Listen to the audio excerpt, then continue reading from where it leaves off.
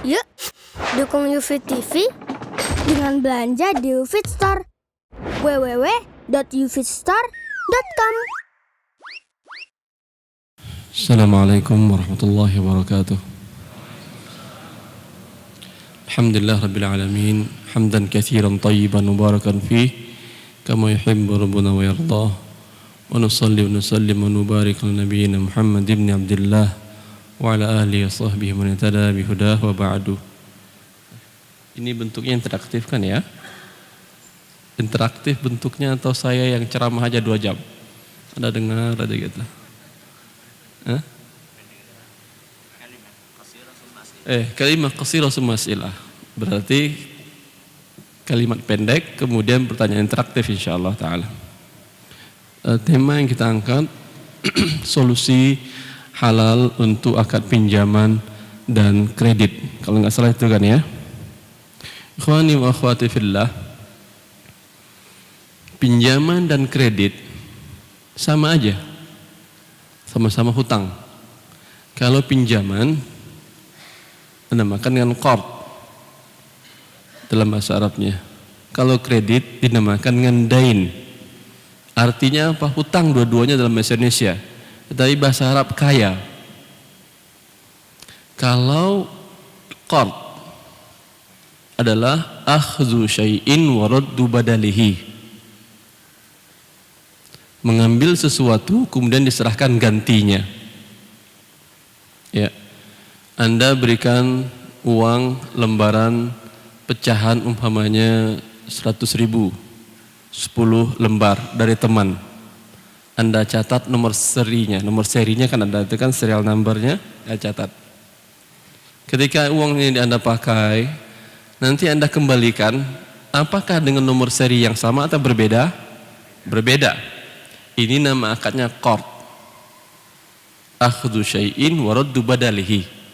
Kalau uang itu yang Anda kembalikan langsung dengan nomor seri yang sama, ini betul wadiah namanya, nitip.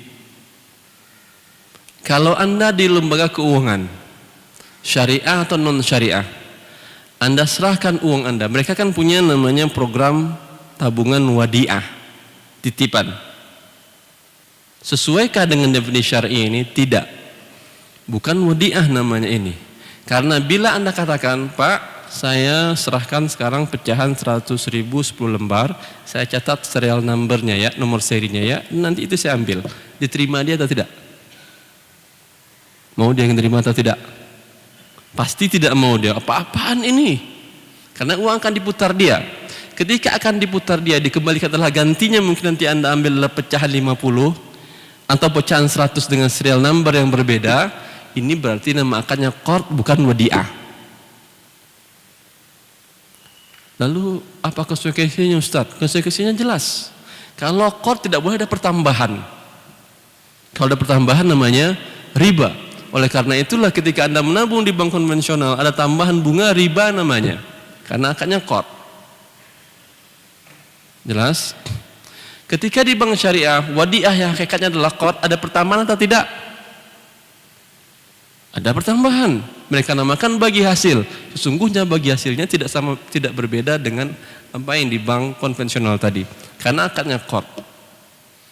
Kalaulah wadiah tidak boleh diganggu gugat. Kalau qard boleh dengan syarat tanpa ada pertambahan. Masa Ustadz kita nabung tanpa ada pertambahan? Ada nggak seperti ini? Ada.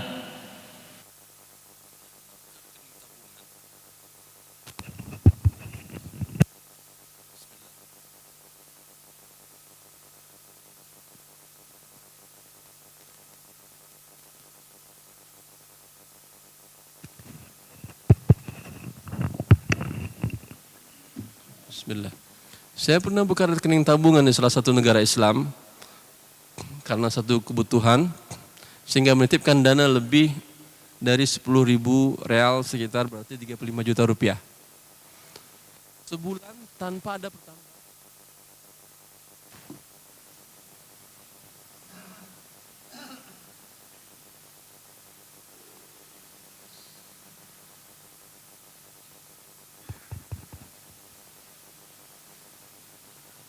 Bismillah, kita lanjutkan. sebulan tanpa ada pertambahan walaupun 1 real pun. Saya tawarkan konsep ini kepada salah satu bank syariah di Indonesia. Wah, itu bagus. Bagus itu, sehingga kita tidak dibebanin untuk membayar bonus atau apa namanya dalam rekening tabungan tadi. Bukan bagus di sisi itu saja, bukan keuntungan bagi bank saja. Yang penting bagi kita syariah murni sudah. Karena akadnya pinjaman tanpa ada pertambahan walau atas nama apapun juga. Jelas? Ini syariah murni namanya. Ya. Tetapi mereka mengatakan juga, apa ada orang yang mau nabung ke kita kalau tidak ada pertambahan? Kalau Anda hitung-hitungan, kan Anda mengatakan bahwa bank syariah di Indonesia sudah ada sejak 92, tahun 92. Tapi perkembangannya sangat tidak signifikan, berbeda dengan sebagian negara. Di negara seperti Saudi Arabia, itu bank Citibank itu yang punya Pangeran Saudi. 52 triliun lebih dolar US, dolar rupiah Indonesia, 52 triliun rupiah saham dia di Citibank itu. Diatur dengan cara riba, dan di Saudi ada cabang-cabangnya. Tapi mati kalah dengan bank Islam milik keluarga dinamakan dengan Bank Rajihi. Kalah. Ya, padahal di Bank Rajihi tidak ada pertambahan. Di sini ada pertambahan. Sekarang saya katakan kepada bank syariah, kepada salah seorang teman yang di bank syariah itu ketika diskusi ilmiah, saya katakan kepada dia, kalau Anda murni tanpa ada pertambahan, ini betul jadi solusi. Kalau Anda ada pertambahan juga, ya, orang akan mengatakan bahwasanya Anda tidak murni syariah. Sama aja. Di bank konven ada pertambahan, di sini juga ada pertambahan. Apa bedanya sekarang? Ya, kalau sama-sama riba, mending sekalian yang riba ini lebih gede ribanya. Maka di sisi bisnis Anda rugi juga. Kalau Anda murni syariah, Anda menjadi solusi orang muslim. Orang yang non muslim tidak akan ke bank syariah karena sisi materi pasti rugi dia. Jelas. Yang muslim ngapain dia juga ke bank syariah? Karena masih ada riba juga. Mana solusinya lagi? Tapi kalau Anda buat tanpa pertambahan, ini menjadi solusi benar dan jangan takut masalah demikian. Ya, ini masalah akad qard tadi ya. Akad qard akhdhu syai'in wa raddu badalihi. Untuk semua barang. Bukan uang saja. A pinjam beras kepada B 1 kilo. Lalu kemudian dikembalikannya kepada B beras 1 kilo juga. Beras yang sama atau berbeda? Berbeda. Jenisnya sama tapi berasnya berbeda. Ini akadnya apa? Qard. Boleh dengan syarat tanpa pertambahan.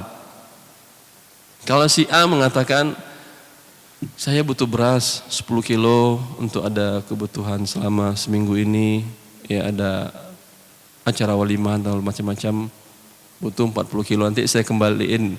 Boleh kamu kembaliin tapi 45 kilo. Riba atau tidak namanya ini? Riba. Karena tambahan dari qard. Paham sampai di sini? Ini namanya akadnya qard. Yang kedua akadnya dain. Hutang juga dalam bahasa Indonesianya. Cuman ini lebih luas. Kalau tadi ya hanya penukaran dari barang ya, kemudian dikembalikan gantinya. Kalau ini tidak. Apapun hutang akibat apapun juga. Anda beli dengan tidak tunai. Hutang namanya.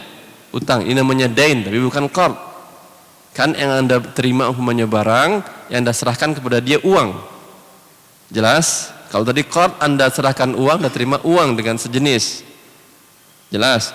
Kalau ini Anda serahkan uang nanti dalam tanggungan, kemudian Anda terima sekarang barang. Ini namanya hutang. Beli barang dengan cara tidak tunai. Boleh, boleh.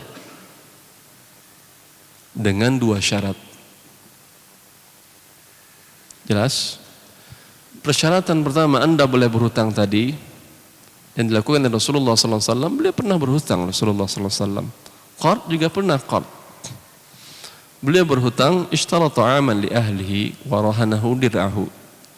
Sehingga Ibnu Hajar Al-Haytami mengatakan dalam kitab Az-Zawajir yang fil Kabair, dua syarat ini bila tidak terpenuhi dalam hutang piutang, maka hutang piutang tadi menjadi dosa besar. Persyaratan pertama, bahwa dia berhutang untuk kebutuhan pokok, bukan untuk kebutuhan leks. Tahu kan yang pokok kan ya? Kalau tidak terpenuhi akan susah hidup Anda. Tidak punya tempat tinggal, bukan tidak punya rumah ya. Bedakan tidak punya rumah dengan tidak punya tempat tinggal. Tidak punya tempat tinggal, ya, susah hidup Anda. Tidak punya rumah susah atau tidak? Tidak terlalu susah, bisa ngontrak, bisa numpang sama mertua, bisa numpang sama orang tua, tidak ada yang susah. Tapi tidak punya tempat tinggal, berarti nggak tinggal di mertua, nggak tinggal di, mau tinggal di mana Anda? Ini yang saya maksud dengan tidak punya tempat tinggal tadi. Ini kebutuhan pokok. Ya, tidak punya, tidak harus beli. Bila tidak terpenuhi ini boleh Anda berhutang. Tapi dengan terpenuhi syarat kedua. Syarat yang kedua adalah mampu membayar. Ustaz, kalau mampu bayar ngapain ngutang? Betul. Mampu membayar pada waktu itu, pada waktu saatnya itu Anda perkirakan mempunyai harta, atau ada harta sekarang tetapi harta ini tidak liquid. Tidak liquid itu tidak bisa dicairkan. Artinya Anda membeli 100 kg beras untuk keperluan sesuatu, bisa ditukar dengan mobil, nggak liquid mobilnya kan? Kan butuh minjam juga kalau nggak punya uang untuk itu kan ya? Maka syarat kedua ini harus terpenuhi. Pertama tadi kebutuhan pokok, yang kedua memungkinkan pada waktunya Anda bayar. Rasulullah ketika membeli dengan tidak tunai tadi dari Yahudi, beras yang dibeli, maaf bukan beras, Rasulullah nggak makan beras, ta'aman, makanan pokok yang dibelinya Rasulullah SAW untuk keluarganya. Kemudian warahanahu dir'ahu, kemudian beliau gadaikan baju besinya, yang harga baju besinya lebih mahal daripada makanan yang dibelinya dengan tidak tunai tadi.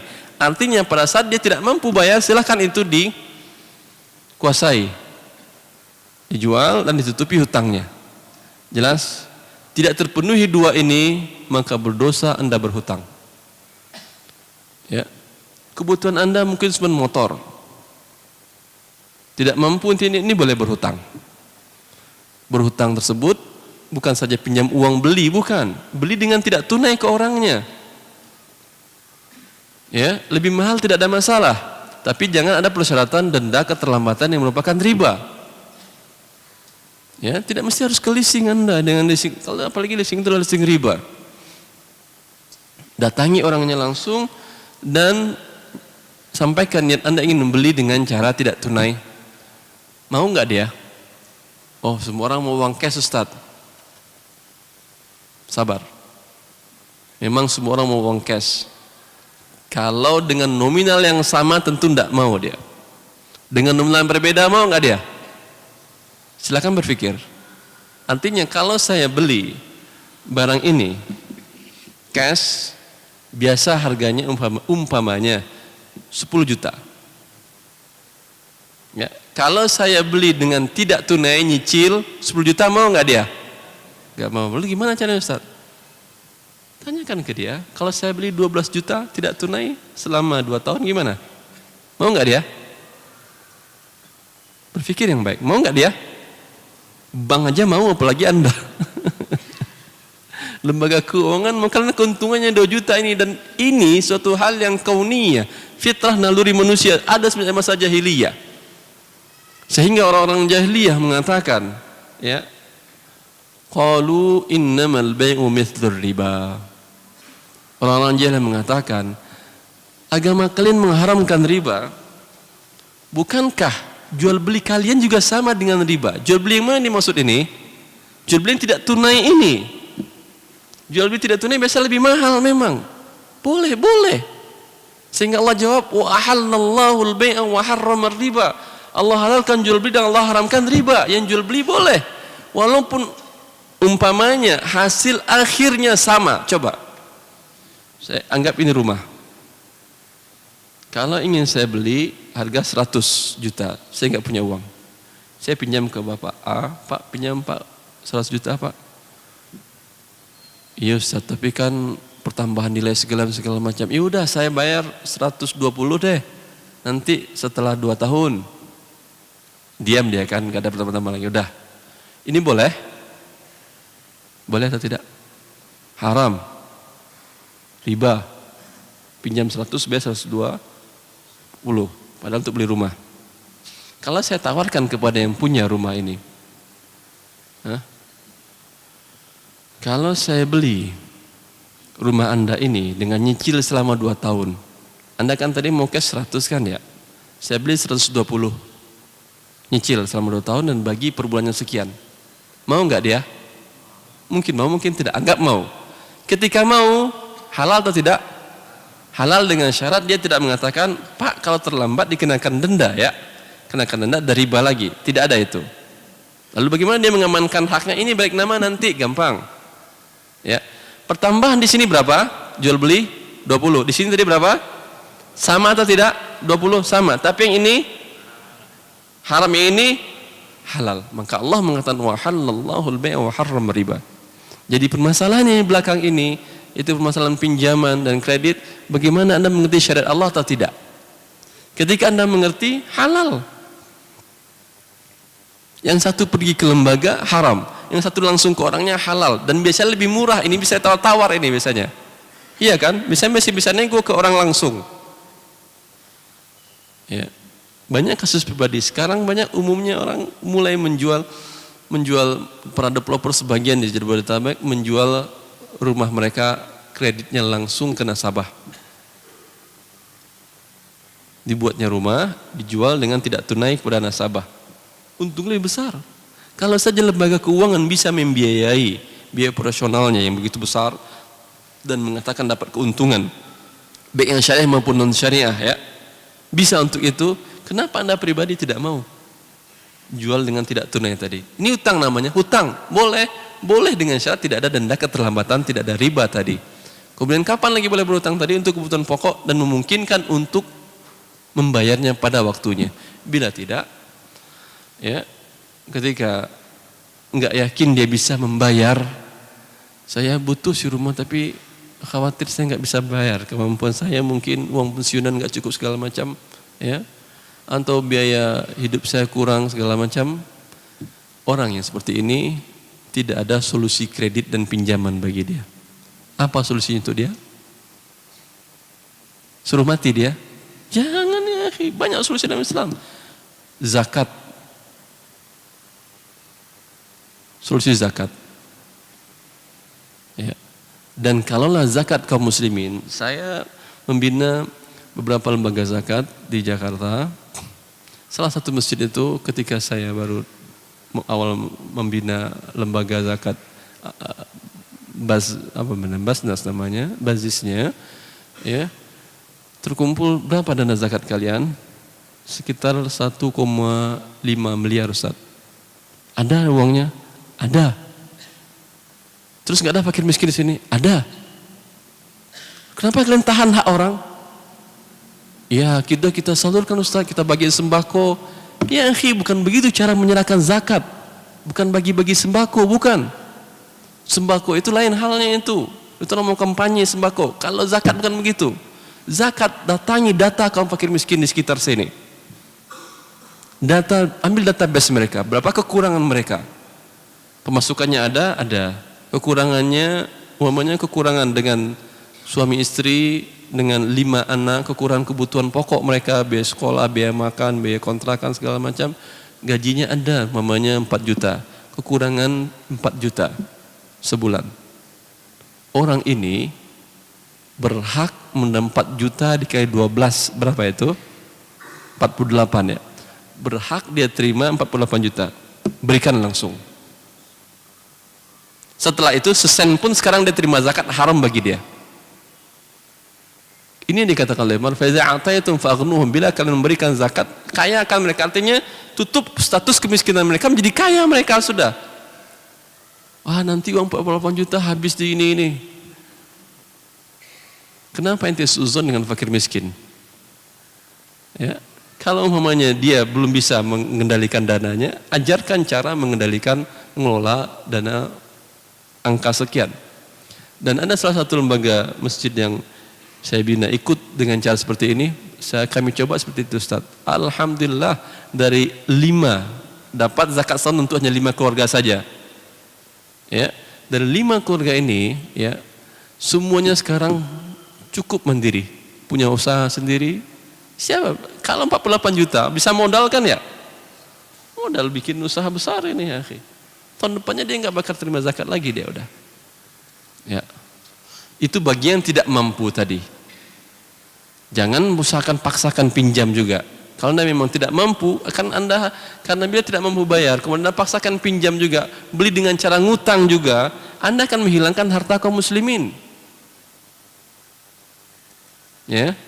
Oh, saya ada niat, Ustaz. Ada niat bagaimana? Sekarang Anda tidak punya pemasukan. Maka sampaikan dan minta zakat. Dan kelola zakat dengan baik. Ya. Cukup insyaallah bagi fuqara al-masakin tersebut. Saya kira cukup sebagai pengantar. Baik. Ada hal diskusikan, silakan.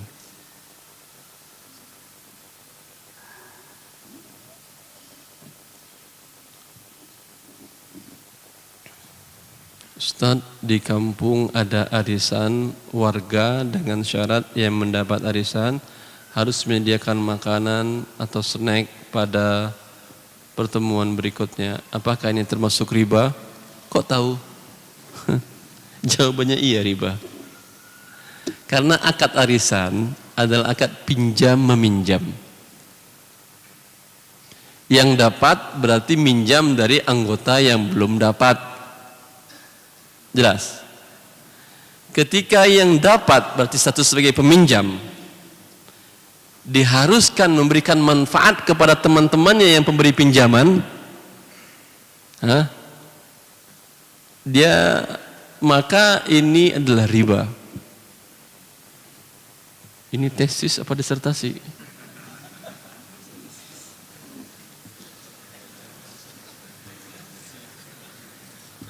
Jelas ini, maka cermati ini dengan baik. Sering keluhan memang seperti itu.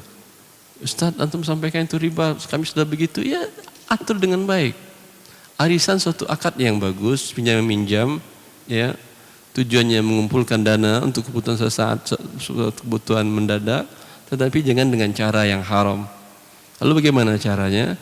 Sisihkan dana dari setiap uang yang dikumpulkan, sekian persennya adalah untuk biaya konsumsi, sehingga biaya konsumsi tidak ditanggung sendirian oleh si yang menerima pinjaman, yaitu yang mendapatkan giliran. Paham ini? Baik.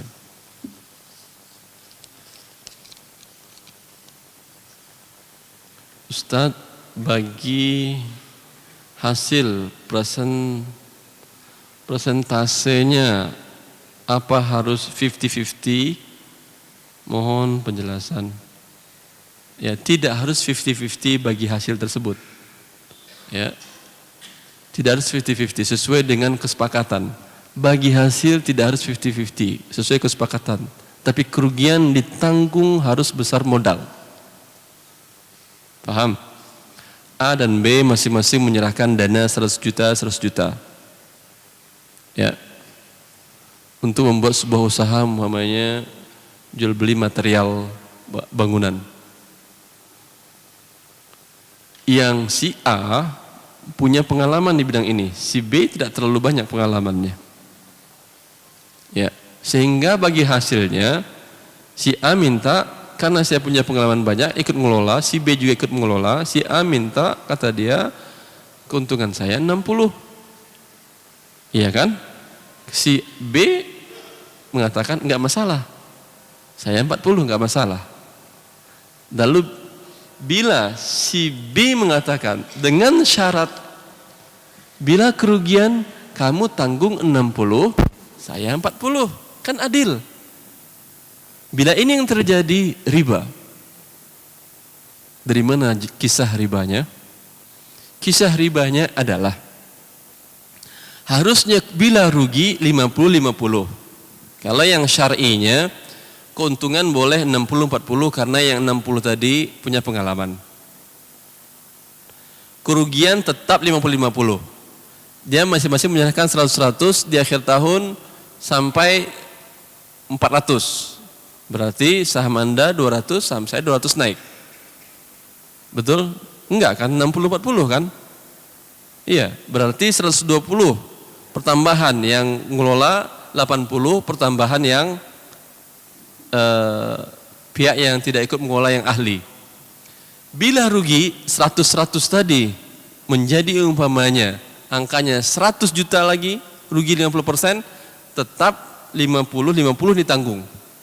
Berarti modal masing-masing menjadi 50 juta, 50 juta. Adil nggak ini? Masalahnya adalah di sini keadilan.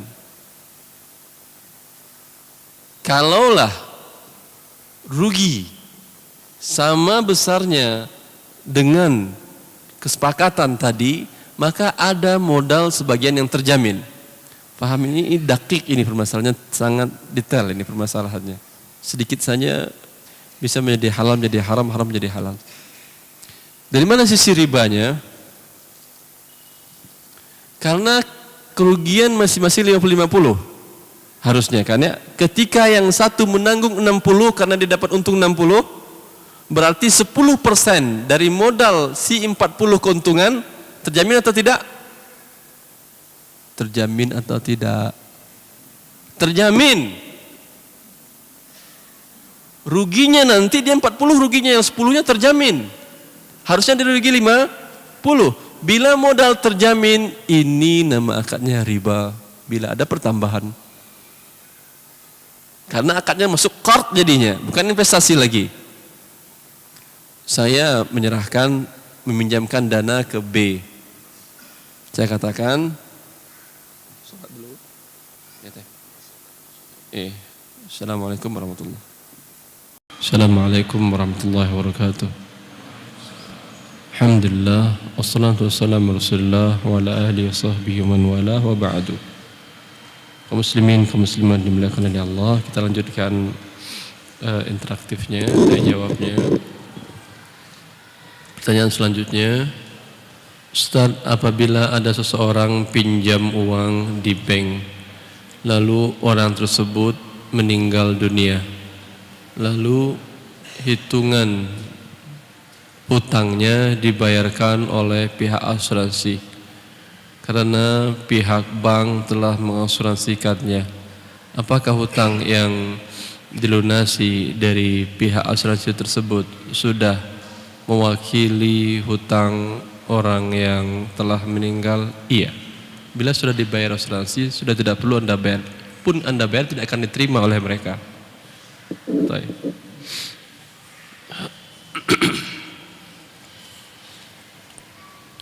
Apakah menjual barang dengan sistem nyicil boleh, harga barangnya berbeda dengan sistem kontan? Boleh.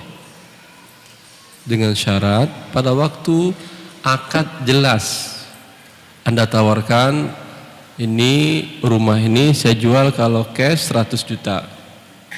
Anda maunya berapa? Kalau 1 tahun saya jual 110 juta. Ya, itu penawaran, bukan jual beli. Baru penawaran, belum ada akad ini. Baru namanya ijab, satu pihak. Bila kemudian dia menjawab, udah saya pilih yang 1 tahun pembayaran dengan harga 110 juta. Sekarang berapa harganya? 1. Berapa akadnya? 1. Yaitu menjual rumah ini dengan cara tidak tunai selama 1 tahun seharga 110 juta. Tadi 2 penawaran iya, tapi akad terjadi sekarang 1 karena qabulnya pada salah satunya. Baik. Dan yang telah kita jelaskan tadi dari awal tadi bahwa orang-orang kafir pun tahu bahwa harga yang tidak tunai lebih mahal daripada yang tunai. Oleh karena itu mereka katakan bahwasanya riba sama dengan jual beli. Kata Allah tidak. Yang satu halal, satu haram.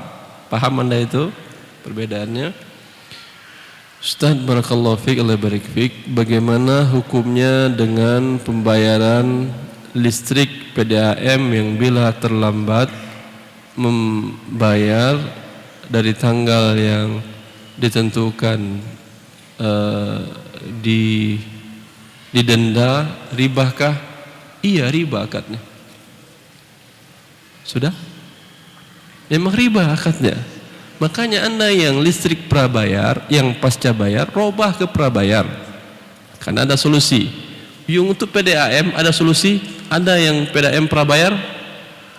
Hah? Tidak ada. Maka akad pemasangannya akad riba.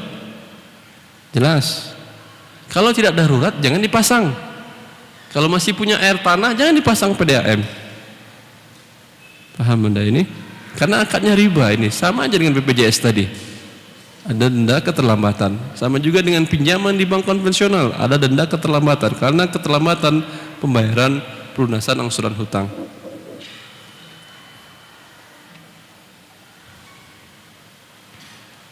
Assalamualaikum. Waalaikumsalam. Bagaimana hukumnya kalau kita pada orang pengusaha, bekerja pada orang atau pengusaha yang didapatkan, yang modalnya didapatkan dari pinjaman ribanya. Bila Anda bekerja di perusahaan yang modalnya dari riba, ya, memang itu perusahaan. Kalau Anda inginkan bekerja di perusahaan yang modalnya tanpa pinjaman riba, jangan bekerja di PLN, jangan bekerja di Telkom, jangan bekerja di perusahaan multinasional. Lu kerja di mana, Ustaz? Kerja teman punya usaha jual warung, Anda kerja di dia. Tapi kalau kerja yang perusahaan besar, multinasional, walaupun mereka dalam akte pendiriannya ada klausul pasal biasanya menyatakan bahwa perusahaan bisa menambah dana dengan cara pinjaman ke bank konvensional. Ini klausul riba ini. Kalau Anda beli sahamnya nggak boleh, karena Anda berarti menyetujui saham riba. Tapi kalau bekerja dengan dia, kalau Anda yang disuruh untuk mengatur bagian keuangan dan mengatur pinjaman ribanya, mengajukan dan segala macam, Anda termasuk di sini sebagai penulis akad riba dan saksi riba. Ini pekerjaan Anda haram. Kalau Anda bekerja di bagian yang lain, jasa Anda halal, tidak ada hubungan dengan riba tadi, tapi modalnya dengan riba, ya, tidak ada masalah. Kok nggak masalah, Ustaz, uang riba? Ya, sekarang ini kalau Anda ingin semua uangnya tidak ada riba, jangan hidup di Indonesia. Bukankah negara Anda APBN-nya juga pinjam uang dengan cara riba? Hah? Dengan World Bank, dengan IMF? Gimana? Jangan perusahaan negara Anda, jangan pakai jalanan itu, jangan pakai fasilitas umum. Bisa hidup? Oh, kita pindah, Ustaz. Udah, pindah kemana kita? Pindah ke Arab Saudi, tidak jauh bedanya ya, akhi. Tidak jauh bedanya untuk beberapa hal, karena peraturan ini peraturan dunia yang mengikat riba. Inilah yang dikhawatirkan Rasulullah sallallahu alaihi wasallam, "Idza zahara zina war riba faqad ahallu bi adzabi minallah." Baik. Walhasil yang saya sampaikan tadi jelas, Anda bukan di bagian ribanya, Anda berikan jasa yang halal, halal oh Anda. Halal bagaimana, Ustaz? Karena akad pinjamannya halal, yang haramnya adalah ribanya. Seperti yang saya jelaskan tadi. Anda beli rumah ke developer A, kurang uang, pinjam uang bank konvensional dengan akad riba atau bukan? Akad riba. Lalu beli rumah, bayarkan kemari. Ya. Apakah halal rumah ini bagi Anda? Halal, karena pinjaman Anda halal, ya. Yang haram akad Anda dengan bank konvensional yang Anda pertamaan ribanya. Hentikan ribanya, selesai sudah. Maka ketika rumah istri sudah lunas, halal bagi Anda. Anda sudah tidak ada akad riba lagi di bank konven tadi. Jelas ini? Jelas. Ini yang dikeluarkan fatwa oleh Oki tentang penggunaan kartu kredit juga. Bahwasanya kartu kredit diterbitkan dengan cara yang haram tadi, uangnya adalah uang yang halal. Ini mazhab mayoritas para ulama kecuali mazhab Syafi'iyah, bahwa pinjamannya sah, dengan demikian uangnya sah, yang haram adalah pertambahan ribanya. Paham ini? Maka boleh digunakan untuk semua kebutuhan pokok dari si peminjam. Afwan Ustaz, jika kita sudah terlanjur terjerat leasing, apakah harus diteruskan sampai angsuran lunas atau berhenti langsung kemudian motor dijual dan hasilnya untuk menutup cicilan? Jazakallah. Iya. Faman ja'ahu mau'izatun min rabbih fantaha falahu ma salafa wa amru ila Allah wa man 'ada fa ulaika ashabun nar hum fiha khalidun. Siapa yang datang kepada beliau, kepadanya peringatan Allah mengharamkan riba, lalu berhenti. Tahu Anda bahwa transaksi Anda per hari ini adalah riba, langsung hentikan. Perlu resign dari pekerjaan, resign, gak ada masalah. Rezeki Anda bukan dari yang tempat haram itu. Rezeki Anda dari Allah Subhanahu wa taala. Jelas. Tapi tentu untuk resign dari perusahaan umpamanya yang haram gak secepat itu. Butuh waktu, selama itu semoga dimaafkan oleh Allah Subhanahu wa taala. Bila terlanjur KPR riba segala macam, usahakan mulai hari ini tutupi hutang riba Anda. Bagaimana caranya? Mungkin dengan jual aset. Kalau ada pinjaman tanpa riba dari teman atau saudara, mungkin bisa bagus. Kalau tidak, jual aset yang ada. Tutupi hutang riba. Ada selisihnya, mulai dari yang halal ini hidup Anda. Ya. Tidak wajib Anda beli rumah. Ngontrak pun boleh ya, akhi. Enggak ada masalah. Apa ini? Bagaimana solusinya kalau ana terlanjur hutang dengan cara yang syar'i? Mampu membayar tapi bukan termasuk kebutuhan pokok. Maksudnya apa ini? Dia berhutang secara syar'i, mampu bayar tapi tidak kebutuhan pokok. Ini tidak bagus dalam Islam. Ya, Anda mampu beli umpamanya motor, ya, lo tetap beli dengan cara nyicil. Berhutang atau tidak namanya? Berhutang. Tidak bagus dalam Islam seperti ini ya, akhi. Rasulullah setiap hari berlindung dari al-ma'thami wal maghram, berlindung dari dosa dan hutang. Anda umatnya berhutang setiap hari, padahal mampu. Tidak boleh seperti ini. Mampu beli rumah dengan tanah dahulu, kemudian dibangun pelan-pelan, atau belum mampu, bahkan mampu cash langsung, beli dengan cash. Ya, jelas ini. Jangan dengan berhutang. Karena Rasulullah berlindung dari hutang. Saya bikin rumah 70%. Uangnya pinjam 70%, uangnya pinjam ke bank. Bagaimana hukumnya? Terima kasih. Hukumnya seperti yang telah kita jelaskan tadi. Uangnya digunakan adalah untuk rumah tadi, rumah halal milik Anda, tetapi selesaikan utang riba Anda dengan dia secepatnya.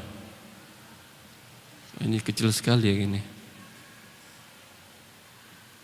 Ustaz, apa hukumnya asuransi swasta komersial yang di dalamnya tidak terdapat unsur denda riba apabila terjadi pembayaran premi yang terlambat? Asuransi adalah tukar menukar uang dengan uang. Anda serahkan uang jumlahnya sekian, waktu sekarang, nanti kemudian Anda terima uang dengan berlebih atau sama. Kalaupun sama, tetap namanya riba nasi'ah, karena tukar uang dengan tidak tunai. Kemudian kalau berlebih, dan biasanya berlebih, maka menjadi riba. Kemudian terkadang di sini ada klausul bahwasanya baru bayar premi 2 kali terjadi risiko dipertanggungkan, dapat dia uang yang banyak. Ketika dia celaka, terjadi kecelakaan, untung dia karena dapat uang klaim asuransi. Ketika dia tidak celaka, untung atau rugi dia? rugi dia karena habis uangnya yang bayar nggak dapat apa-apa. Ya, maka ini adalah tetap mengandung unsur riba dan diharamkan dalam syariat Islam.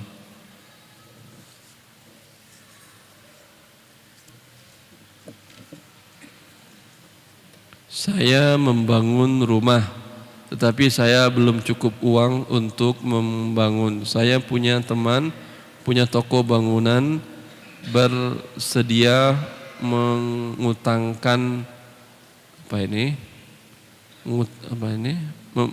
membangunkan rumah seharga 70 juta. Saya berjanji tiap bulan mengangsur 1 juta. Di akhir pelunasan kami sepakat bahwa saya memberi 2,5% untuk amal bagi teman saya tersebut, infak sedekah. Karena saya tidak suka pinjam pada bank. Boleh. Anda punya tanah umpamanya, tidak mampu membangun sendiri, punya teman usaha toko material, atau enggak mesti punya usaha toko material dia, asal punya dana dia, atau enggak mesti punya dana, asal diketahui dan dikenal baik oleh punya toko material, bisa dia ngambil dengan cara ngutang juga, seperti yang tadi saya katakan kan ya, untuk permodalan tadi. Bahwasanya katakan kepada dia, bangunkan di atas tanah saya ini, ya, bangunkan di atas tanah saya ini rumah dengan spek seperti ini, ya, ini namanya akadnya istisna. Berapa rencana anggaran biayanya? 70, ya, 70. Saya beli dari Anda dengan cara bayar 100 dengan cara nyicil per bulan sekian umpamanya. Tentu ada keuntungan untuk dia kan ya. Boleh ini. Istisna nama akadnya. Dan dibolehkan ini. Dan bagus untuk sebagian yang punya tanah strategis tapi nggak mampu bangun, lebih bagus lagi bikin akad dengan cara BOT, Bill on the Transfer, seperti yang dibikin di Grand Zamzam di Mekah itu. Grand Zamzam itu di atas tanah wakaf Malik Abdul Aziz rahimahullah. Ketika beliau menjadi raja pertama, beliau ada tanah di sana dan diwakafkan. Wakafnya untuk Haramain, Mekah dan Madinah. Tetapi badan wakaf ini tidak punya dana untuk bangun hotel yang mahal, yang bagus. Dibangun oleh perusahaan terbesar di Saudi Arabia dengan sepakatan seperti ini. Selama 25 tahun perusahaan yang bangun ini menggunakan tempat ini gratis. Setelah itu semuanya menjadi milik badan wakaf. Ini sama dengan apa artinya? Sewa 25 tahun dengan pembayaran bukan dengan uang, pembayaran dengan gedung yang sudah ada ini. Sehingga apa yang terjadi setelah 25 tahun itu sudah jalan sekitar berapa tahun? 5 tahun sudah jalan tadi kayaknya. 20 tahun lagi tutup pun negara Saudi, Mekah Madinah aman pembiayaan operasionalnya. Tahu Anda berapa lantai itu? Tahu? Berapa? Saya nggak tahu juga. Jelas banyak lantainya, Dan yang termahal itu di Grand Zamzam. Cukup membiayai Mekah Madinah. Dikhawatirkan Saudi ke depannya minyak berkurang, nggak ada masalah. Ini bisa, akad ini bisa Anda gunakan bila Anda memiliki tanah strategis dan tidak mampu membangun ruko atau tempat yang gedung yang layak untuk tempat yang strategis tadi.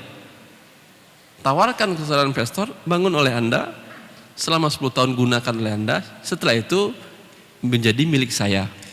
Ini buat gedung bisa, buat kolam bisa, buat macam-macam juga bisa. Ya, jelasin investasi di bidang ini, nama akadnya BOT, Bill on Transfer.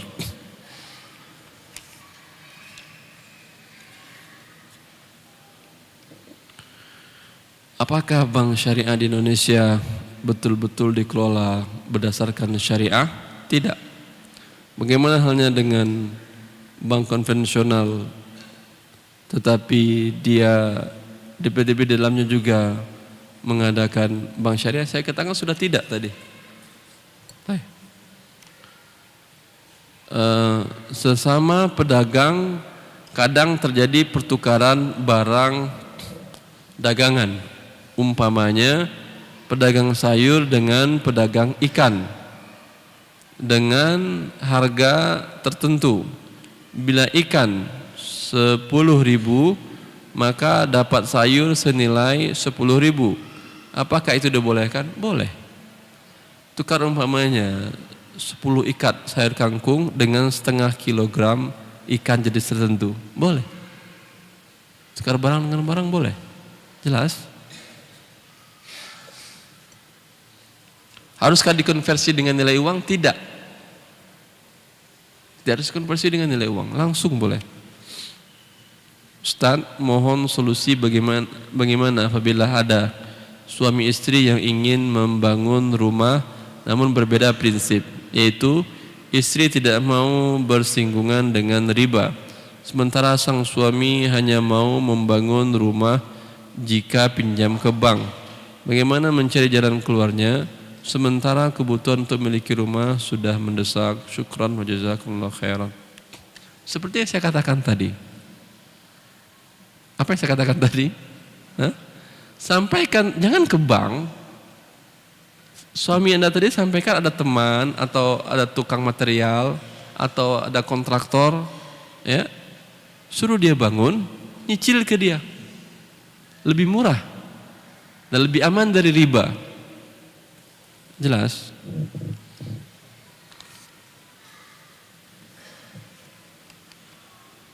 Kecil banget. Ustadz, saya diminta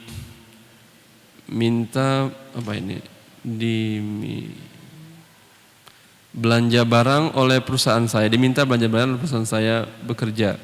Saya sama penjualan saya dikasih bonus. Apakah bonus itu halal untuk saya?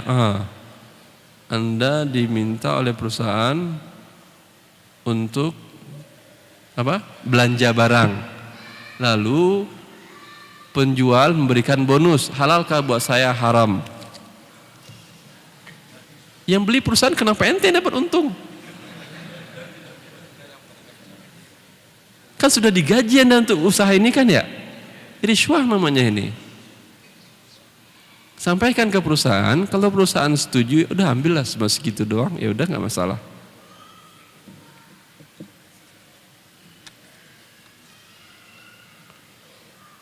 Bismillah Ustaz, mau tanya, mana yang lebih baik, ikut peserta BPJS atau lebih baik tidak? Tergantung, kalau Anda sehat jangan ikut. Kalau Anda sakit dan mampu berobat sendiri, berobat dengan biaya sendiri. Karena tadi saya katakan masih ada denda keterlambatannya, riba tadi. Ya. Ini sebelum diwajibkan 2019. Kalau kemudian Anda sakit dan tidak mampu dan penyakitnya butuh penanganan cepat dan biaya yang mahal, wajib Anda ikut BPJS. Emang mau mati Anda? Enggak berobat juga sakit parah. Jelas ini sekarang. Ini yang mandiri saya maksud ya. Kalau yang peserta yang dibayarkan oleh negara atau yang dibayarkan oleh perusahaannya enggak ada masalah. Dikatakan ada kumpulan simpan pinjam. Peminjam mengembalikan uang pinjamannya lebih besar dari uang yang dipinjam. Mereka katakan SHU. Karena SHU dibagi untuk mereka juga, maka itu bukan bunga tapi SHU. Gimana syubhat ini Ustaz? Ya. Saya tahu ini sebuah koperasi. Koperasi mengatakan simpan pinjamnya memang berlebih. Pinjam 1 juta, bayar 1.050.000, ada pertambahannya. Riba atau tidak? Riba. Kan tapi asasnya dari kita, oleh kita, untuk kita. Mana ada orang sebodoh ini? Pinjam ke dirinya sendiri, untuk dirinya sendiri, keuntungan diri sendiri ada. Itu hanya sekedar tagline saja. Intinya pinjam ke teman juga, uang orang yang dipinjamnya, uang anggota lain, dia atau tidak? Gak ada beda dia dengan bank konvensional itu. Cuman dibuat tagline yang menjadi mantap oleh kita, untuk kita. Tapi kalau riba gak ada yang bagus. Jelas ini?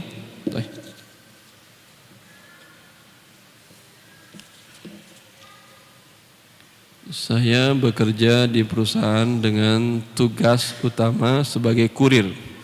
Akhir-akhir ini perusahaan bekerja sama dengan perusahaan penyaluran kredit KPR, dan kami sebagai petugas yang menerima pembayaran angsuran.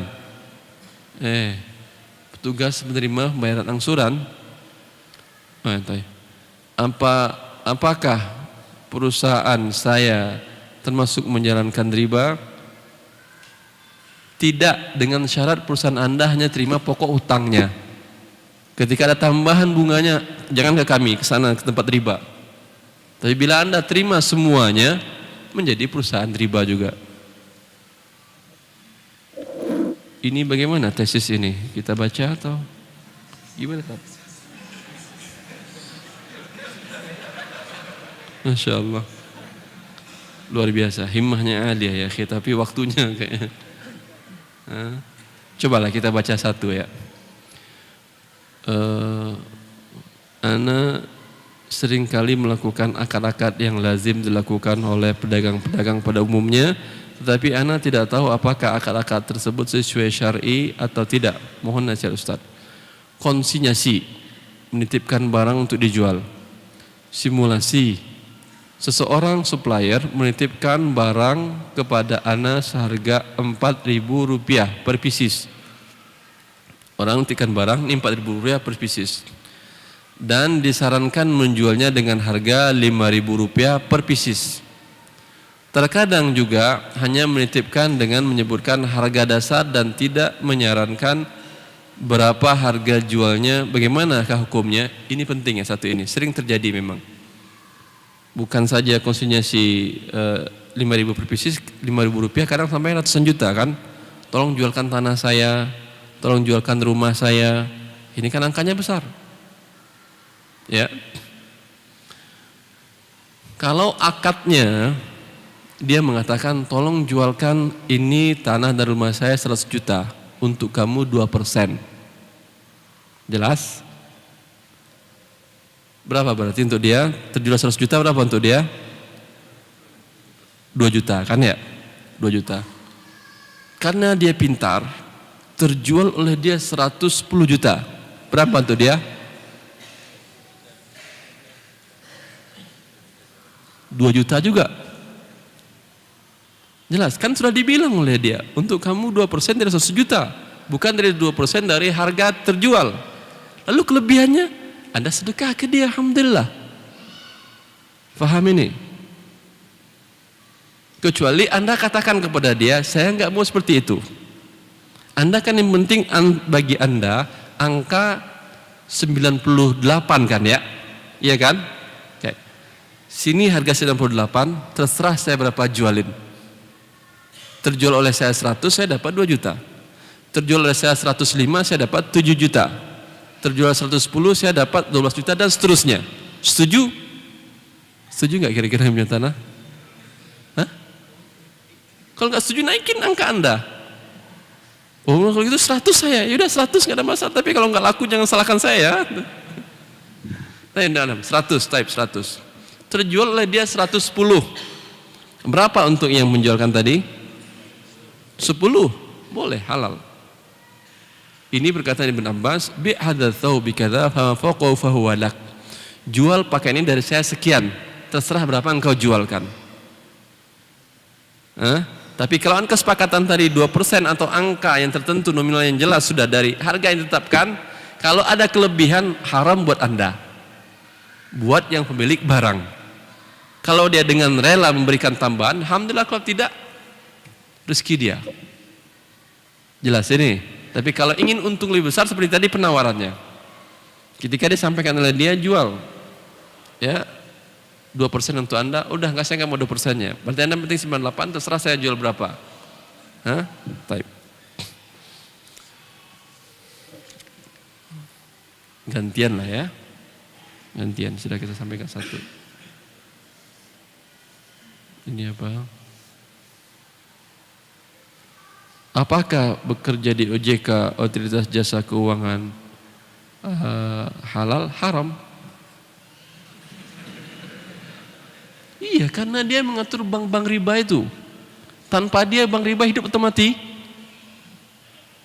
Mati, karena ada dia hidup dia, maka dia menghidupkan riba.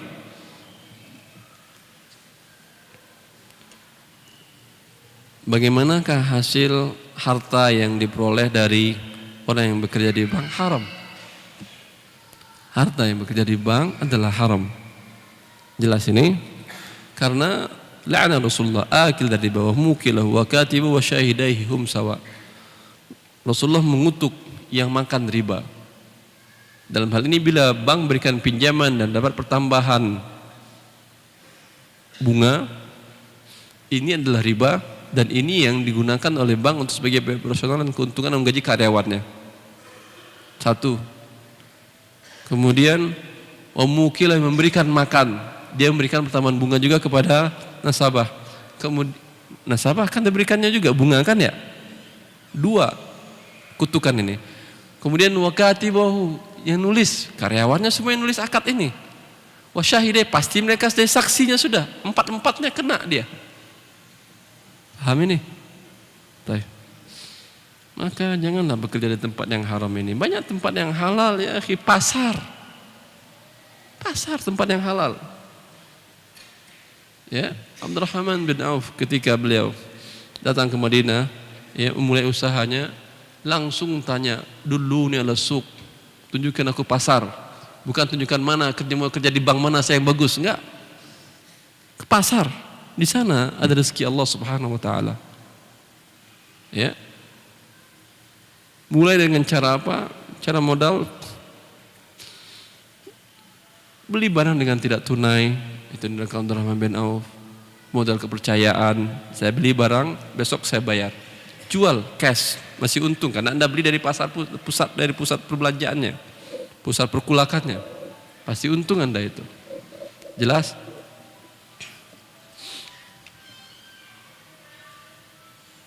Kalau ini apa? Ustaz, saya punya usaha di bidang makanan kering, makanan kering.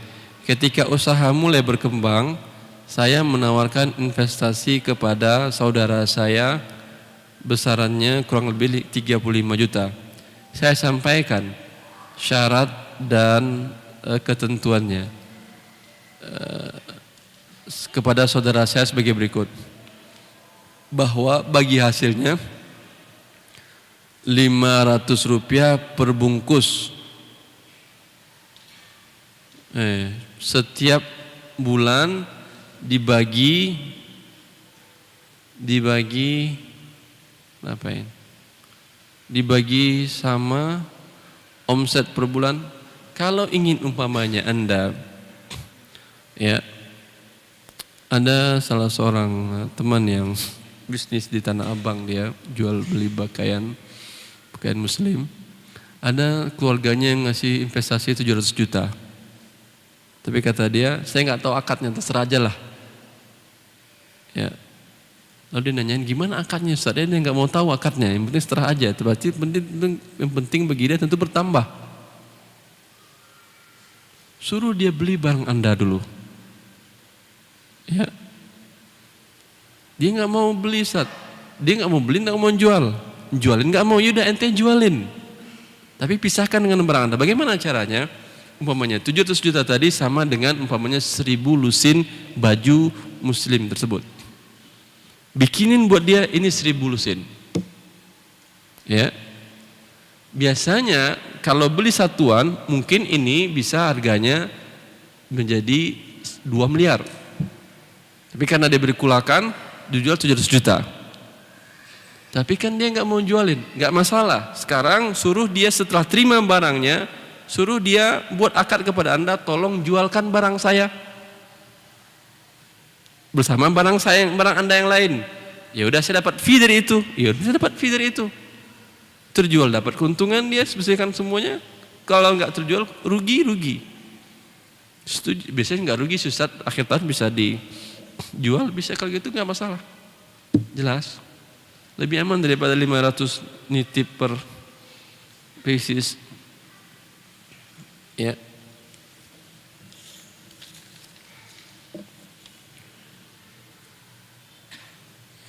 Ya. Sama kasus dasarnya. Ustadz, sistem gadai yang benar sesuai ajaran agama bagaimana, mau dijelaskan?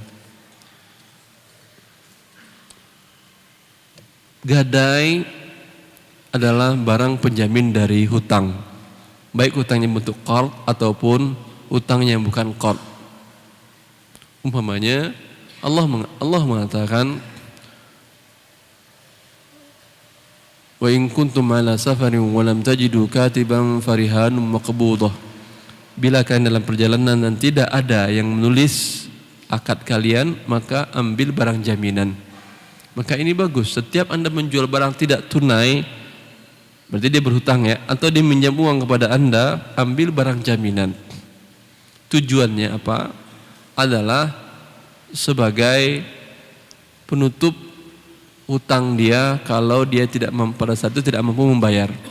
Anda jual kepada dia umpamanya motor dengan tidak tunai tanpa ada pertambahan riba, ya. Lalu minta jaminan kepada dia. Dia nyicil kan ya, minta jaminan. Jaminan apa? Terserah, yang seharga atau lebih mahal daripada itu. Umpamanya jaminannya adalah surat kebunnya dia, seharga umpamanya 50 juta, anggap 50 juta seharga itu, dijaminkan. Ketika dia tidak mampu membayar lagi, ya, jualkan tanah kebun tadi, terjual 50 umpamanya. Yang sudah dicicilnya dari hutang motor tadi sudah tercicil, harganya kan 12, sudah tercicil 5, tinggal berapa? 7. Terjual 50, ambil 7 juta uang Anda, yang sisanya sekitar 43 juta kembaliin buat dia, harta-harta dia. Bukan menjadi halal semuanya milik Anda, haram. Jelas ini? Enak kalau kita jangan bayar aja ya, dapat 43 juta. Kalau diambil semuanya ini haram ya akhi. Karena milik dia adalah sebagai penjaminan saja. Ustaz, saya PNS, ketika jam dinas diberi tugas di luar dan diberi uang transport serta uang makan, boleh diterima tidak uang tersebut? Kalau yang memberikan tugas memang adalah instansi Anda, apa ini? Diberi tugas di luar, maksudnya di luar kantor, maksudnya kan ya, bukan di luar jam kerja kan ya? Wallahu alam, di luar kota atau luar negeri saya nggak tahu, di luar aja, di luar rumah juga di luar namanya, di luar kantor, penting di luar kantor apa keluar kota umpamanya, diberikan uang dinas segala macam. Memang halal untuk Anda, memang sudah ada anggarannya, jelas, memang halal untuk Anda ini menggunakan uang makan tersebut. Bila ada kembaliannya bagaimana? Kan untuk biaya makan segala macam, dibalikin nggak mau kan dia kan? Repot pembukuannya, balikin aja. Kalau nggak, berikan kepada fakir miskin, karena tidak halal bagi Anda ini. Anda hanya uang makan, uang nginep segala macam. Ini sudah nginep, sudah makan, masih ada sisa. Bila negara berikan kepada, kalau ada rekening negara, tapi nggak ada rekening negara yang bisa dikirim oleh rakyat, nggak ada. Tapi di sebagian negara ada, seperti di Arab Saudi ada namanya Hisabut Tathir. Arab Saudi itu ada Kementerian Keuangan membuka rekening pembersihan. Jadi bila ada warga negara ya ingin bertobat, ingin membersihkan harta-hartanya, bisa dikirimkan ke rekening kementerian itu. Gimana, buka Indonesia? Banyak nanti rekeningnya itu isinya. Bagaimana hukumnya jika sepasang suami istri sama-sama bekerja, namun kebutuhan pokok rumah tangga dibebankan ke gaji istri, sementara gaji suami dipakai untuk membeli barang-barang keinginan suami?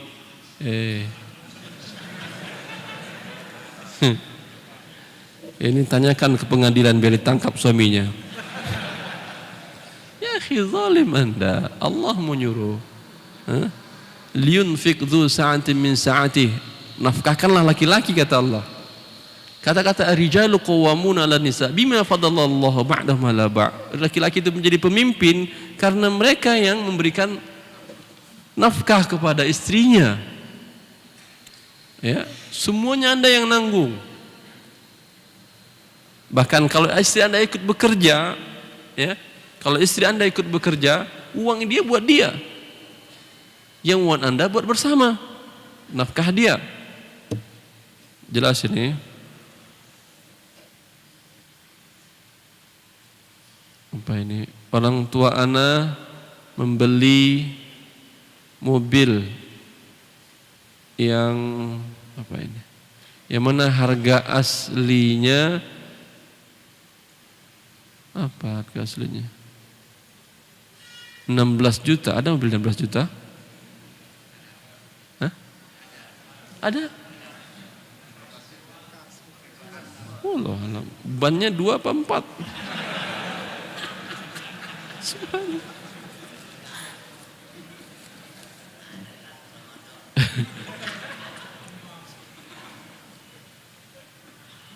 Bagaimana negara bisa bertahan tanpa pajak? Sudah saya jelaskan tadi bagaimana negara bisa bertahan tanpa pajak. Ya, apakah Rasulullah SAW membangun negara khilafah Islam yang besar begitu, bangun negara dengan pajak, tidak 1 sen pajak diambil. Pajak itu uang palak itu ya akhi. Benar, malas kerja, tinggal malakin dari rakyat, nah setoran. Ya, padahal negara memiliki minyak yang banyak, sumber daya alam yang banyak, subur, bisa diatur dengan baik. Tinggal pengaturan dengan cara yang baik, insya Allah selamat. Ya, ini sudah saya sampaikan langsung ke saya beberapa kali diminta oleh Kementerian Keuangan Republik Indonesia untuk berikan pelatihan kepada para pegawai mereka untuk memberikan pelatihan di bidang distribusi syariah. Sudah 3 kali pelatihan kalau tidak salah. Juga pernah seminar nasional tentang pajak, mengumpulkan seluruh kepala pajak Pratama se-Jabodetabek di sebuah tempat, di sebuah sekolah tinggi, ya, atas permintaan dari Dewan Pengawas Pajak Nasional. Beliau udah ngaji karena itu Ustaz ceramah tentang pajak Ustaz. Ya udah ceramah tentang pajak, seminar tentang pajak. Awal seminar saya bukan dengan hadis Rasul dari kalian bid'ah, la yadkhulul jannata sahibu maksin. Tidak masuk surga pemungut pajak.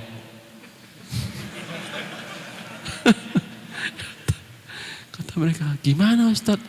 Tanyakan kepada Rasulullah gimananya. Beliau bilang nggak masuk surga. Karena pajak yang membuat biaya hidup mahal, tinggi, inflasi netral adalah pajak. Kenapa biaya hidup di Indonesia mahal? Ya, barang mahal, kan di sana ada masukkan unsur pajak di sana. Tanpa itu emang negara bisa Ustaz? Bisa negara itu dibangun tanpa pajak. Di masa Rasulullah dibangun dengan tanpa pajak. Banyak pemasukan negara. Waktu saya sampaikan beberapa mawarid maliyah lidaulah Islamiyah. Ya, sumber daya alam, bukankah dalam undang-undang semuanya sudah milik negara, yaitu tanah, air, hutan, apalagi milik negara, ya kan? Masih mungut pajak lagi dari warga, uang palak lagi masih mengambil. Udah banyak deh. Tinggal diperbaiki kontraknya dengan asing, cukup sudah. Ya. Saya mau tanya mengenai bisnis bursa falas atau forex. Bagaimana pandangan Pak Ustadz, haram atau halal? Karena setelah saya MUI memperbolehkan bisnis tersebut. Bisnis forex, siapa yang bisnis forex? Bisa atau tidak dengan cara cash diterima langsung? Karena persyaratan harus tunai. Harus tunai, yadan biyadin. Dia termasuk dari emas dan perak yang di masa Rasulullah sebagai alat tukar. Dan sekarang alat tukar adalah uang kartal. Maka bila menukar uang kartal yang sejenis, persyaratannya harus dua, agar tidak terjadi riba, tunai dan sama nominalnya. Dan ini alhamdulillah ada di mana-mana di Indonesia. Ada tukar ke bank, pecahan yang jelek dengan pecahan yang bagus tidak ada pertambahan, sama. Ya, tapi berbeda mata uang, persyaratannya satu. Anda tukar dolar dengan rupiah, mau dia $1 1 rupiah? Dia nggak mau, Anda mau? Mau, alhamdulillah. Tetapi persyaratannya cuma satu, yaitu harus tunai. Boleh 1:13.000 boleh. $1 13.000 rupiah boleh. Ya, tetapi harus tunai. Harus tunai itu kalau umpamanya menggunakan rekening harus masuk ke rekening Anda dulu, karena tunai itu pada dasarnya dengan diterima dengan tangan, bil barajim, diambil dengan tangan. Bila tidak, ada namanya qabdul hukmi. Qabdul hukmi termasuk dalam yang difatwakan oleh OKI adalah hisabat al-bankiyah, yaitu rekening akun Anda di bank. Anda umpamanya memiliki dua rekening, satu rekening dolar, satu rekening rupiah. Dolar kayaknya lagi murah, Anda beli dolar, ya. Anda kirim rupiah, pada saat itu, pada saat transaksi rupiah rekening Anda berkurang dan rekening rupiah berkurang dan rekening dolar Anda langsung bertambah. Kalau bisa seperti itu, tunai namanya. Seperti Anda menarik, umpamanya Anda pergi umroh, di sana kan menggunakan mata uang real. Bila Anda umpamanya di Indonesia mempunyai rekening tabungan di bank syariah A, rekening rupiah, kalau di sana Anda gesek bisa kan ya? Bisa atau tidak? Bisa digesek. Keluar apa, rupiah apa real? Real. Tukar menukar atau tidak ini? Tukar menukar.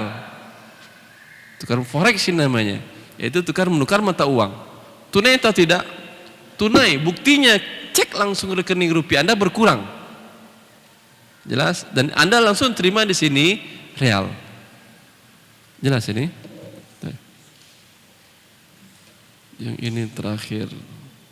Ustadz, ya, orang tua memberi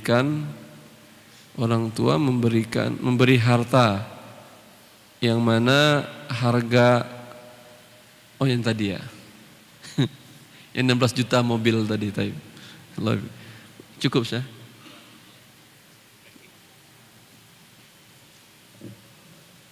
Yang mana? Ini bismillah. Jazakallah khair.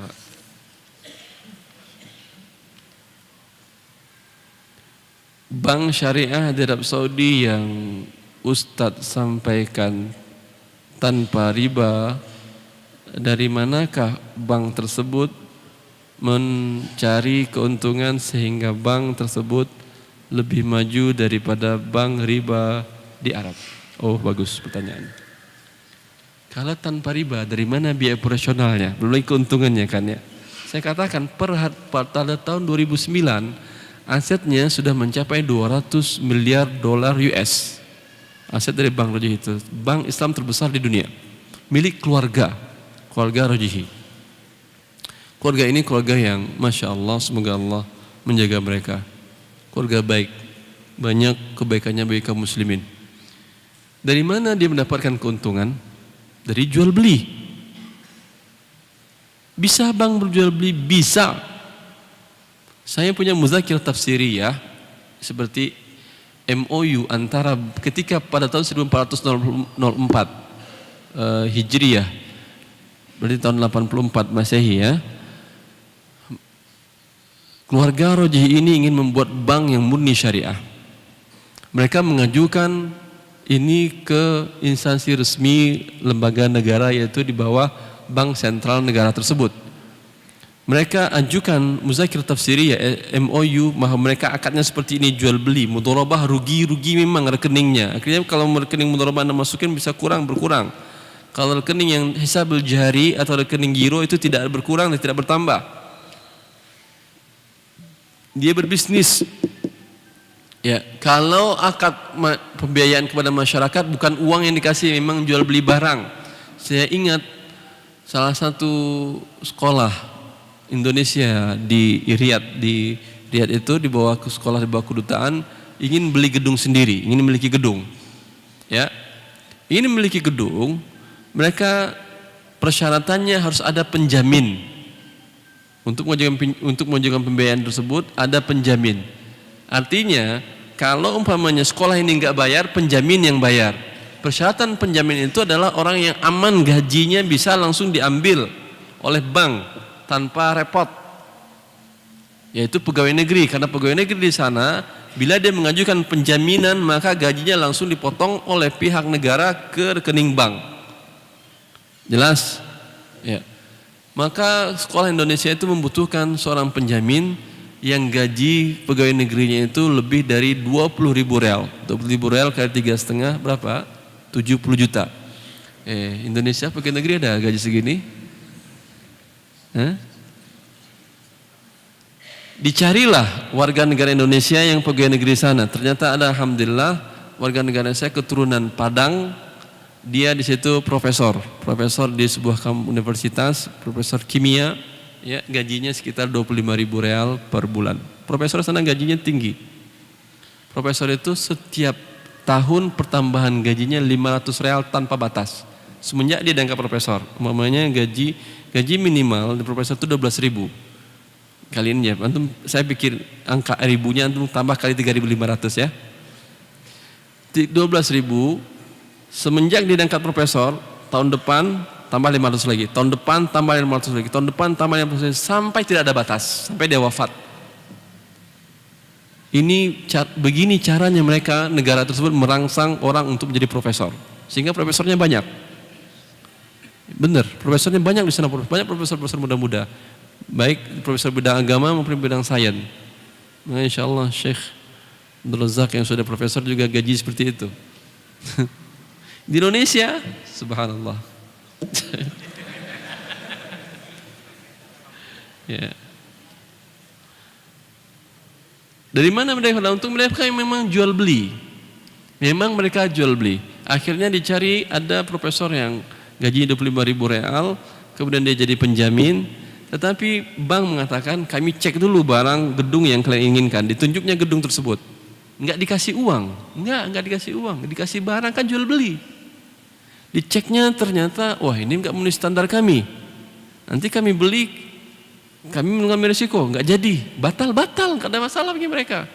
Kalau Anda beli mobil, rumahnya di sana sudah ada mobilnya, mereka beli dulu. Dan untuk ketika dia beli mobil, kan ada risiko berarti bank kan ya. Ketika itu boleh dapat untung. Bagaimana dia mengamankan risikonya? Bank beli dengan perusahaan Toyota Arab Saudi, Syarikat Abdul Latif Jamil. Beli dengan perusahaan Syarikat Abdul Latif Jamil ini, mereka minta kami beli barang mobil sekian, tapi beli hak khiyar syarat selama 3 bulan. Khiyar syarat itu artinya apa? 3 bulan nggak laku, nggak jadi orangnya, orang yang ngembaliin, kami berhak kembalikan kepada Anda. Ini namanya khiyar syarat. Paham? Saya beli rumah dari beliau, tapi saya berpikir selama 3 bulan. Tanpa ada sebab, saya berhak mengembalikan rumah ini kepada beliau, uang saya ambil kalau sudah saya bayar. Kalau belum saya bayar, saya nggak bayar uangnya. Ini namanya apa? Khiyar syarat. Dalam syar'i ada dalam syarat ini. Ini cara mengurangi risikonya. Jelas? Ketika ini diajukan ke Toyota Arab Saudi, mau nggak Toyota tersebut? Berarti kami belum bisa menuliskan keuntungan, ya belum bisa. Nggak mau dia, nggak ada masalah. Kami beli ke negara tetangga, Dubai. Dibelinya di Dubai. Rugi perusahaan Toyota Arab Saudi, 75% penjualannya berkurang. Karena ini nasabah terbesarnya, bank terbesar. Sekarang angkat tangan Toyota.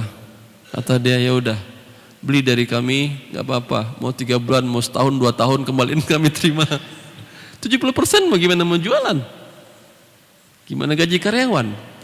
Jelas.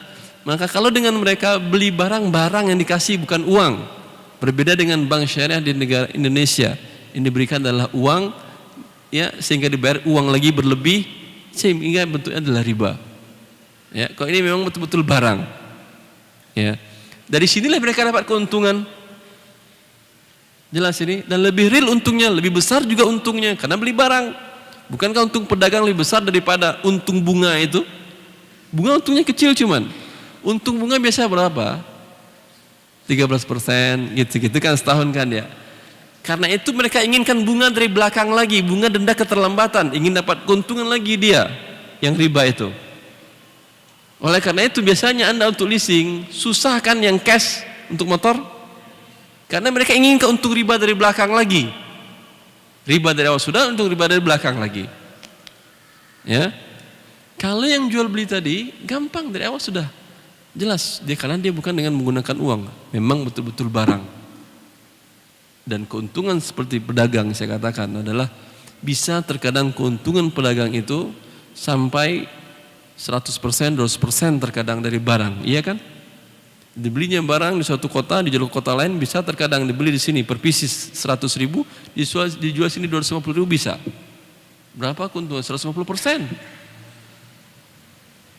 Ya. Lebih besar keuntungannya bank yang syariah tadi. Allah musta'an.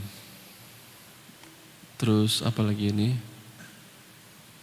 Saya penjual jagung kepada peternak bila harga kontan 3.300 tapi karena tempo 2 bulan maka harganya 3.700. Bagaimana hukumnya? Apa termasuk riba? Kalau dari awal kesepakatannya bahwa dijual jagung dengan tempo 2 bulan, harga 3.700 per kilo, boleh. Jelas. Tapi ketika dia beli umpamanya 3.300, kata dia ntar sore saya bayar ya. Ternyata belum, sampai 2 bulan baru dibayarnya. Enggak, sekarang 3.700. Karena kamu ambil 2 bulan. Ini riba. Jelas. Lalu berapa dibayar saya? 3.300. Kalau dia sengaja mengulur-ngulur, dosa bagi dia. Dia sengaja mengulur dapat keuntungan dia kan? Dosa bagi dia. Matalul ghani zulmun yuhillu 'irdahu wa 'uqubatah. Orang yang mampu dan mengulur-ngulur pembayarannya adalah sebuah kezaliman yang menghalalkan dirinya untuk diberikan sanksi. Ustadz, saya seorang kepala sekolah yang sering menerima bantuan dari pemerintah untuk pembangunan gedung-gedung sekolah. Tapi seperti umumnya, saya mengambil 2,5% masuk saku sendiri.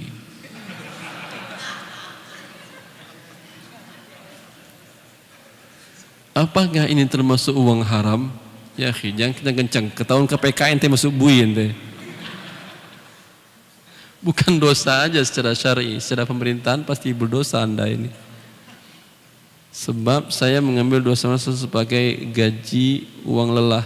Gaji uang lelah apa? Anda kan sudah digaji untuk ini. Kecuali Anda bukan kepala sekolah. Ya. Anda tetangga kepala sekolah. Lalu Anda yang ngurusin, ya gajinya 2,5%, saya ngurusin, tapi dengan syarat saya 2,5% buat saya ya. Anda sudah digaji. Pekerjaan Anda A, B, C, D termasuk ini. Bila Anda ambil ini haram, sesen pun tidak halal Anda ambil. Kalau tidak, berhenti dari kepala sekolah jadi makelar ini bantuan. 2,5% ini gede.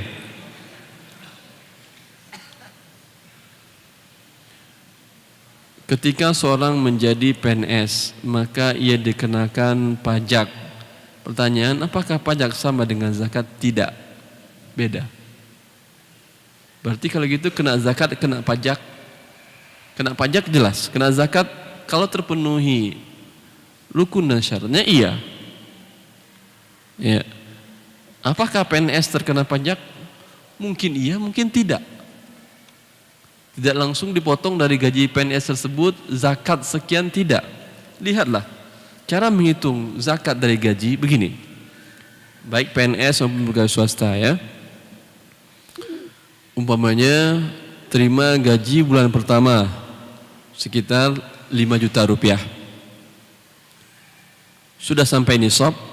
Belum, nisabnya 85 gram emas sekitar 43 juta. Ya. Wajib zakat? Belum. Boleh dipotong sebagai zakat? Terserah Anda. Tetapi kezaliman kalau dipotong oleh bagian keuangan lembaga tersebut. Saya diundang oleh beberapa instansi pemerintahan di Jakarta membicarakan tentang zakat profesi. Setelah saya katakan ini sebuah kezaliman tidak ada dan di sana ada bagian keuangan motongannya, mereka semua alhamdulillah besok kita nggak boleh dipotong lagi. Gimana Anda mau ngambil zakat dari mereka? Mereka gaji umpamanya 5 juta.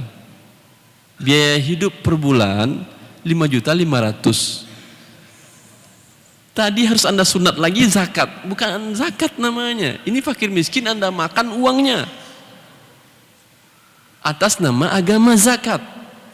Kalau yang zakat saya jelaskan begini caranya. Ya. Kalau zakat di sebagian negara seperti di Arab Saudi, saya katakan tadi teman-teman kerja di Toyota di sana, itu mereka karyawan yang dapat zakat dari perusahaan, bukan perusahaan yang ngambil zakat dari karyawan. Di sana gaji karyawan 1.500 real kali 3,5 berapa berarti 4.500.000, itu dianggap orang miskin. Ya 3,5 kali 1,5 berapa? 5 lah ya, 5 juta kurang. Itu dianggap orang miskin, sehingga yang muslim, karyawan yang muslim di Toyota itu mendapat tambahan zakat perusahaan tiap bulannya, sehingga gaji mereka naik menjadi 2.300. Berapa tambahannya itu? Berapa tambahannya? 800. Maka karyawan yang non muslim tidak dapat pertambahan. Tidak heran kalau beberapa karyawan dari Kristen, dari Filipina dan dari India mereka masuk Islam. Setengah gaji nambahnya karena zakat. Ini yang bagus. Perusahaan yang nambahkan gaji standar sekian, tapi menurut mereka ini miskin, untuk standar sini ditambah dengan zakat. Itu bagus. Tapi diambil zakat dari mereka, ya Allah. Mereka dapatnya sedikit, mau Anda ambil lagi.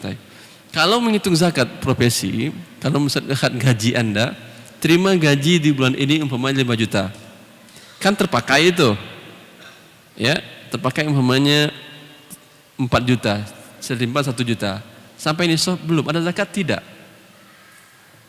Tersimpan nanti sampai angka 43 juta, kapan berarti itu? Mungkin 3 tahun. 3 tahun hitung lagi 85 zakat. Apakah sisa 1 nisab 43 juta atau tidak? Mungkin naik. Anggap sampai 43 juta. Pada saat ini sudah wajib zakat belum? Hitung lagi setahun ke depan. Bila setahun ke depan tidak turun dari 43 juta sampai tahun wajib zakat depannya, baru keluarkan zakat. Ini namanya zakat bagi orang yang kaya ya. Tapi dipotong langsung dari gaji pegawai atas nama zakat, ini adalah sebuah kezaliman. Senang para karyawan. Para pegawai. Nanti kita undang lagi Ustaz, silahkan, gak ada masalah. Cukup kata mereka. Assalamualaikum warahmatullahi wabarakatuh.